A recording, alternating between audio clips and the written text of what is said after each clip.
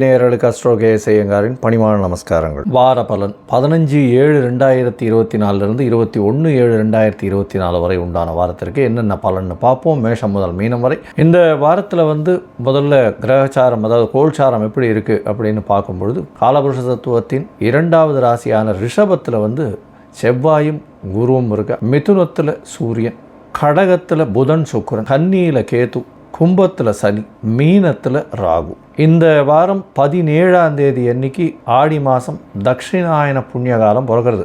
வீட்டு விசேஷங்கள் பொதுவாகவே அதை தவிர்த்துடுறா. ஆண்டவனுக்கு உண்டான விசேஷங்கள், கோவிலில் விசேஷங்கள், இந்த மாதிரியான விசேஷங்கள் தான் நடக்கும். அதுவும் திருமணங்கள் இதெல்லாம் ஆடி மாதத்துலையும் இருக்காது, மார்கழி மாதத்துலேயும் இருக்காது.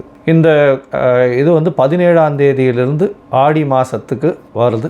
ஆடி மாதம்னும் பொழுது சூரிய பகவான் 17ஆம் தேதி, அதாவது 16ஆம் தேதி சாயந்தரம் ஒரு 6:45 மணிக்கு கடகத்துக்கு போடுறார். இது ஒரு மாற்றம். அது தவிர அதிவேகமாக செல்லக்கூடிய கிரகமான சந்திர பகவான் துலா ராசியிலிருந்து, அதாவது சுவாதி நட்சத்திரத்திலிருந்து அவர் மகர ராசி உத்திராட நட்சத்திரம் வரலும் போகிறார். இந்த வாரத்தில் பார்த்தீங்கன்னா துலா, விருச்சிகம், தனுசு, மகரம், இந்த 4 ராசிக்கு போகிறார். இந்த ராசியை வச்சு நம்ம ஒன்றா எப்படி இருக்குது பலன்னு பார்ப்போம். இந்த வாரத்தில் வரக்கூடிய விசேஷங்கள் என்ன அப்படின்னா, தட்சிணாயன புண்ணிய காலம் 17ஆம் தேதி, 18ஆம் தேதி துவாதசி, 19ஆம் தேதி அன்றைக்கி பார்த்தோன்னா தஞ்சை மாவட்டம் புன்னை நல்லூரில் முத்துமாரி அம்மன் கோவில் பூச்சொரிதல் அப்படின்ற ஒரு திருவிழா ஆரம்பிக்கிறது. இது ஒரு மிகப்பெரிய பிரசித்தி பெற்ற பூச்சொரிதல் அதாவது திருவிழா. அதுவும் ஆடி மாதம் அம்மனுக்கே உகந்த மாதம்னு சொல்கிறது. செவ்வாய்க்கிழமையும் வெள்ளிக்கிழமையும் புத்துக்கு பால் தெளிக்கிறது. அம்மனுடைய இது ரொம்ப அதிகமாக இருக்கக்கூடிய காலகட்டமாக இருக்குது. 21ஆம் தேதி பௌர்ணமி, குரு பூர்ணிமான்னு சொல்லக்கூடியது. ஆடி மாதத்தில் வரக்கூடிய பௌர்ணமி மிகவும் விசேஷம். அதை தவிர ஹயக்ரீவனுடைய ஜெயந்தி, ஹயக்ரீவர் உதித்த நாளாக சொல்லக்கூடியது. அதனால் படிக்கக்கூடிய மாணவர்கள்,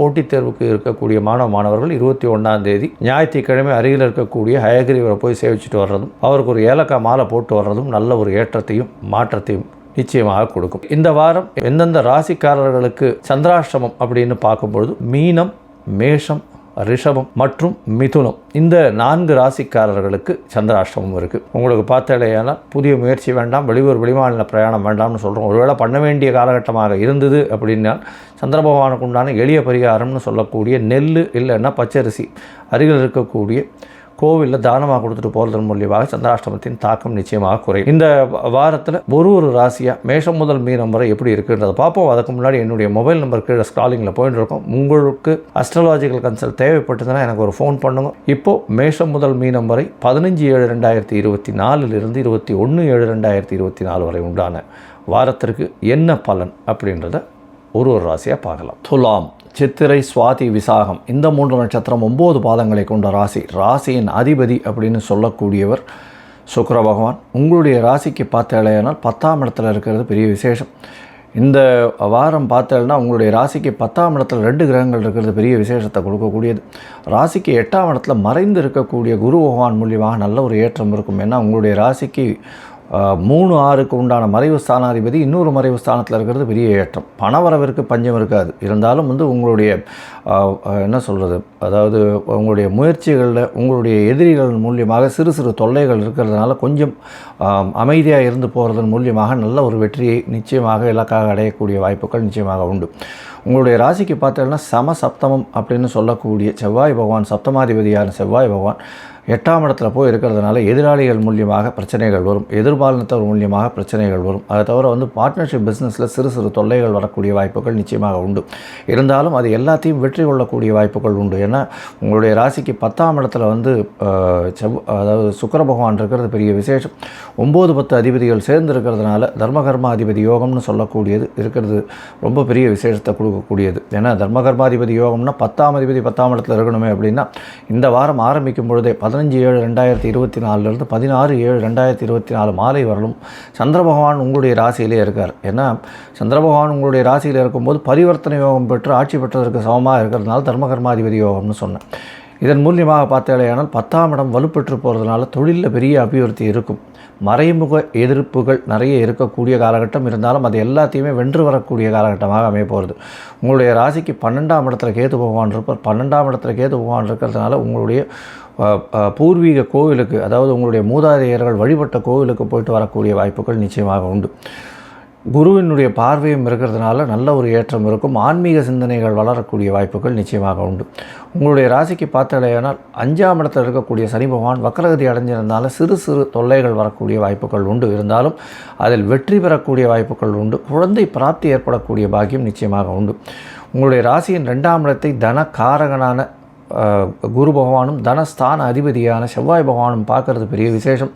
பணம் எல்லா வழியிலையும் வரக்கூடிய வாய்ப்புகள் உண்டு. இந்த துளாராசிக்காரர்கள் அதுவும் வந்து கலைத்துறையில் இருக்கிறவங்க, பால் பதனிடும் பால் மற்றும் அதனுடைய பால் பதனிடும் அந்த மாதிரியான விஷயங்களில் இருக்கிறவங்க, அதாவது வியாபாரம் பண்ணுறவங்க, அதை தவிர இந்த பேப்பர் விற்கிறவங்க, அதாவது ஒயிட் ஷீட்ஸ் பேப்பர் விற்கிறவங்க, வெள்ளை ஆடைகள், கார்மெண்ட்ஸ் ஃபேக்ட்ரி, இந்த மாதிரியான விஷயங்களில் இருக்கிறவங்க, அதை தவிர கிராசரிஸு, இந்த பெண்களுக்கு உண்டான சாதனங்கள், அதாவது வளையல், இந்த மாதிரியான ஃபேன்சி ஸ்டோர் வச்சுருக்கவங்க, இவங்களுக்கெல்லாம் வந்து நல்ல ஒரு ஏற்றம் கிடைக்கக்கூடிய காலகட்டமாக அமைய போகிறது. இந்த வாரத்தில் பார்த்தாலேயானால் அதிவேகமாக செல்லக்கூடிய சந்திர பகவான் உங்களுடைய ராசிக்கு 10ஆம் அதிபதி, ராசியிலேயே 16ஆம் தேதி மாலை வரலும் இருக்கிறது விசேஷம். 16ஆம் தேதி மாலை வரலும் பார்த்தாலேயானால் சந்திர பகவான் உங்களுடைய ராசியில் இருக்கிறதன் மூலியமாக பரிவர்த்தனை யோகம் அமையிறது.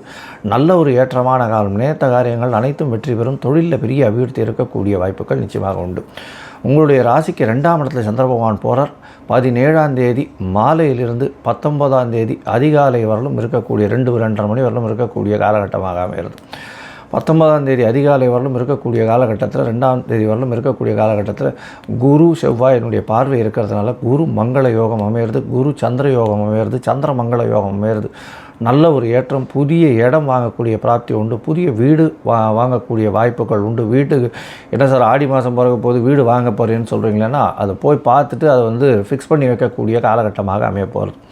இந்த வாரத்தில் பார்த்தாலேயானால் உங்களுடைய ராசிக்கு 3ஆம் இடத்துல சந்திர பகவான் போகிறார். முயற்சி ஸ்தானத்தில் நல்ல ஒரு வெற்றியை கொடுக்கக்கூடிய காலகட்டமாக இருக்கும். 8ஆம் இடத்தில் இருக்கக்கூடிய செவ்வாய் பகவான் வந்து சந்திர பகவானை பார்க்குறது பெரிய ஏற்றத்தை கொடுக்கக்கூடிய காலகட்டமாக அமைய போகிறது.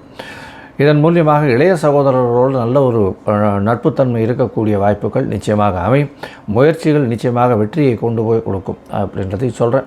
இது வந்து 21ஆம் தேதி காலை ஒரு 8:30 மணி வரலும் சந்திர பகவான் உங்களுடைய ராசிக்கு 3ஆம் இடத்துல இருக்கார். அதற்கு பிறகு 4ஆம் இடத்துக்கு போய் திக்பலம் அடைகிறது பெரிய விசேஷம். சுக்கிரனுடைய பார்வையில், ராசிநாதனுடைய பார்வையில் இருக்கிறதன் மூலியமாக தொழிலில் அபிவிருத்தி அதிகமாக இருக்கக்கூடிய காலகட்டம். ஏன்னா சூரியனும் அங்கே வந்துடுறார். சூரியனும் சந்திரனும் சப்தமத்தில் 180 பாகைகளில் இருக்கிறது பெரிய ஏற்றத்தையும் மாற்றத்தையும் கொடுக்கும். பௌர்ணமி யோகம் இருக்கிறதுனால உடல் நலத்தில் நல்ல ஏற்றம். படிக்கக்கூடிய மாணவர்களுக்கு பெரிய ஏற்றத்தை கொடுக்கக்கூடிய மாற்றங்கள் நிச்சயமாக வரும். இந்த வாரம் உங்களுடைய ராசிக்கு பார்த்தாலேயானால் எதிரிகள் இருப்பார்கள். இருந்தாலும் அதை வெல்லக்கூடிய வாரமாக இந்த வாரம் அமைய போகிறது. எல்லா விஷயத்திலையும் பணவரவு மற்ற விஷயங்கள் எல்லாம் நல்ல ஒரு ஏற்றம் கிடைக்கக்கூடிய காலகட்டமாக இந்த வாரம் அமைய போகிறது. நீங்கள் அருகில் இருக்கக்கூடிய இந்த நாகாத்தம்மன் கோவிலுக்கு போயிட்டு வந்து அந்த அம்மன் வழிபட்டு வர்றதன் மூலியமாக இந்த ஆடி மாதத்தில் நல்ல ஒரு வெற்றியை உங்களுக்கு நிச்சயமாக கொடுக்கும்.